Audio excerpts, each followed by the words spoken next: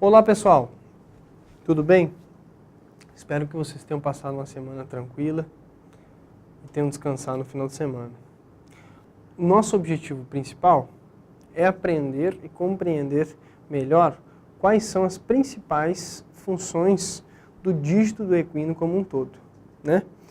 Obviamente, e aí a nossa peça anatômica ajuda a gente de novo, a principal função que a gente conhece é de dar suporte e apoio ao corpo todo do cavalo, para ele poder se locomover e dessa forma se alimentar, se reproduzir e também nos dar lazer quando a gente vai fazer alguma cavalgada, alguma atividade esportiva utilizando o cavalo, né?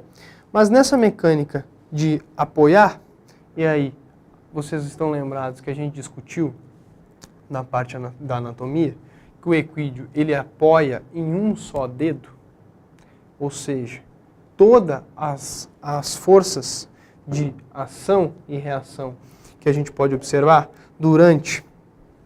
que ocorrem durante a fase de apoio do membro do cavalo, e a gente pode ver melhor nesse quadro, nessa imagem do quadro, todas as forças que ocorrem de ação e de reação, elas se dissipam, ou seja, essas forças se distribuem ou se dissipam em um único dedo, que é o dígito do cavalo. Então, e a primeira estrutura que entra em contato com o solo é o casco propriamente dito. E aí ele tem a responsabilidade de tocar no solo e distribuir ou amortiguar ou amortecer essas forças que vão se distribuir ao longo do corpo, ao longo do membro, até chegar o corpo como um todo do cavalo. Se ele não fizer isso adequadamente, satisfatoriamente, as demais estruturas mais superiores no membro do cavalo, ao longo do tempo, são afetadas. E aí, duas ferramentas importantes trabalham nesse momento: a muralha do casco e a ranilha do casco. E a gente vai falar um pouquinho de cada uma delas. Quando a gente pensa em muralha do casco, e aí a gente vem para esse desenho do quadro aqui, esse desenho ele representa para a gente como se fosse um maço de canudos. Aqueles canudos que a gente está acostumado de quando vai na lanchonete e fica dentro do suporte, se a gente puder juntar aquele maço de canudos ali e bater ou jogá-los contra, mantendo-os todos unidos, jogá-los contra uma superfície ou uma mesa, a gente observa que eles vão perdendo o formato aos poucos, mas ao mesmo tempo que eles se amassam, eles retornam para a sua posição normal. Obviamente que os canudos, como eles são de plástico, ao longo do tempo eles vão, se a gente seguir forçando, eles vão amassando e vão perdendo a resistência. Essa analogia com os canudos, ela se encaixa muito bem quando a gente vai falar da muralha do casco do cavalo. Por quê? Tendo em vista que a muralha do casco do cavalo, ela é formada, a sua parte mais externa e média e interna, em um formato de túbulos. E esses túbulos trabalham na mesma conformidade que essa analogia que eu fiz com os canudos. Ou seja, a natureza é perfeita e tem um único propósito. Quando o membro apoia no solo, ele recebe, absorve o impacto. E uma força mecânica se distribui ao longo do casco, da porção do dígito e ao longo do membro até dissipar no corpo todo do equino. E o casco, então, com a sua formação em túbulos, tem justamente essa função de absorver, de amortecer, amortiguar o impacto inicial, que é muito grande. Vejam bem, em um cavalo de 400 quilos, a gente tem em torno de 4.000 newtons. E a mesma forma que ele apoia, essa mesma força que o cavalo com seu peso distribui ou envia para o solo, ele recebe com força contrária. Ok? Então esses tubos, eles têm essa dinâmica, essa arquitetura de dissipação das forças mecânicas. Esse é um primeiro conceito muito importante. Outra coisa também, e aí a gente vai para a nossa imagem do quadro, nesse momento, a gente revisou na nossa apostila, e discutimos sobre isso, que o interior do casco, ele é altamente vascularizado. Como vocês podem ver nessa imagem aqui, é uma imagem de artérias que estão irrigando o casco. Então, todo ele é irrigado por dois plexos venosos, ou seja, duas artérias de maior calibre, e a superfície mais debaixo, ou mais distal do casco, é irrigada por microvasos. E, como a gente sabe, um vaso é onde passa o sangue. Nessa imagem aqui, entendendo o plexo vascular que a gente tem no casco, altamente irrigado, altamente recoberto por sangue, a gente consegue entender melhor uma das funções, das importantes funções da ranilha. A ranilha, como a gente muito bem conversou na outra aula, a ranilha na semana passada, a ranilha ela se assemelha à almofadinha da mão do cachorro, ou também essa mesma almofadinha, essa mesma parte fofinha da nossa mão. Essa parte mais fofa da nossa mão, como vocês sabem, vocês podem apertar na mão de vocês aí, ela é uma área recoberta por gordura, ou seja, ela é mais macia, justamente para amortecer o impacto e ajudar a gente.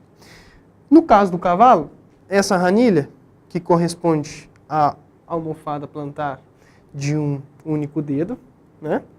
Essa ranilha, quando o cavalo apoia o membro e, por consequência, o casco no solo, como a gente pode ver aqui, ela, vejam bem, auxilia, não é a única função dela, mas ela auxilia que, nesse momento, ela seja empurrada e faça um serviço de bombeamento desse sangue que está nos vasinhos capilares do dígito do equino.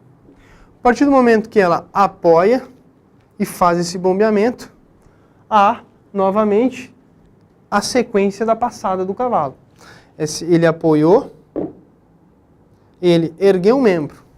Quando ele ergue o membro para seguir dando a sua passada, nesse momento de erguer o membro, novamente o fluxo sanguíneo se restabeleceu aqui e está ocorrendo uma nova circulação sistêmica, que, por conseguinte, quando o cavalo apoia novamente, ocorre um novo bombeamento, a nova drenagem.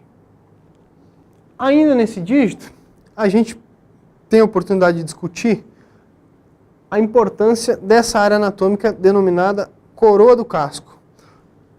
Nós falamos sobre ela, mas não discutimos a sua importância.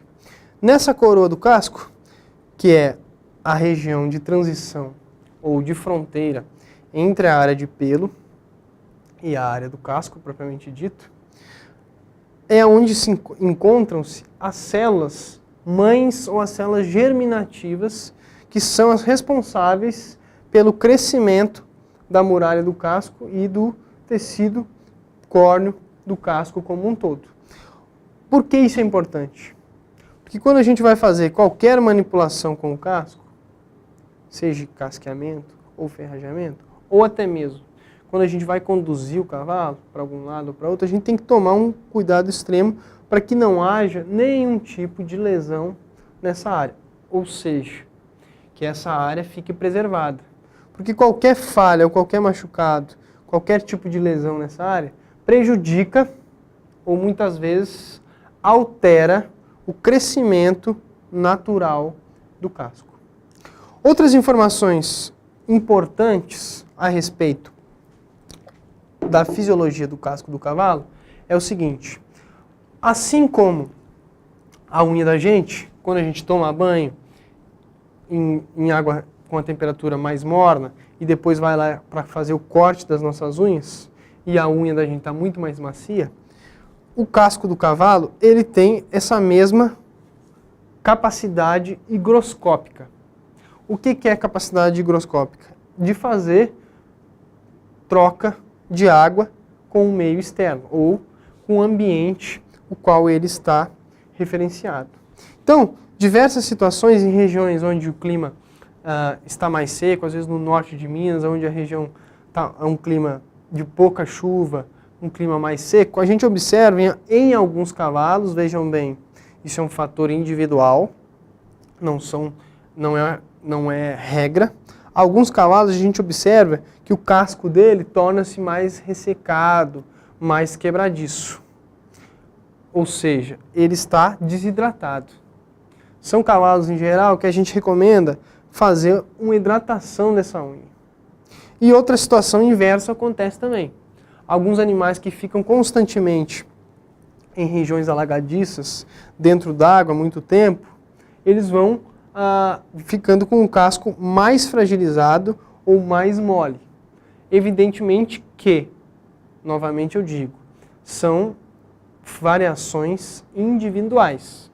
Por exemplo, no Mato Grosso existe uma raça de cavalo, vocês devem ter revisto isso, que é o cavalo pantaneiro.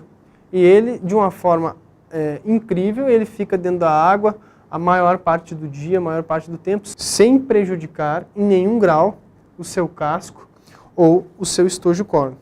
Evidentemente que são características de raça, nesse caso, e características individuais. É isso aí.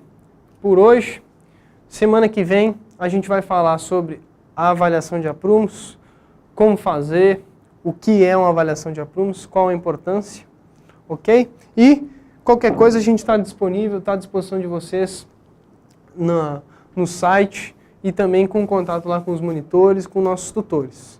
Sejam bem-vindos, bom estudo e boa semana. Força aí, vamos lá!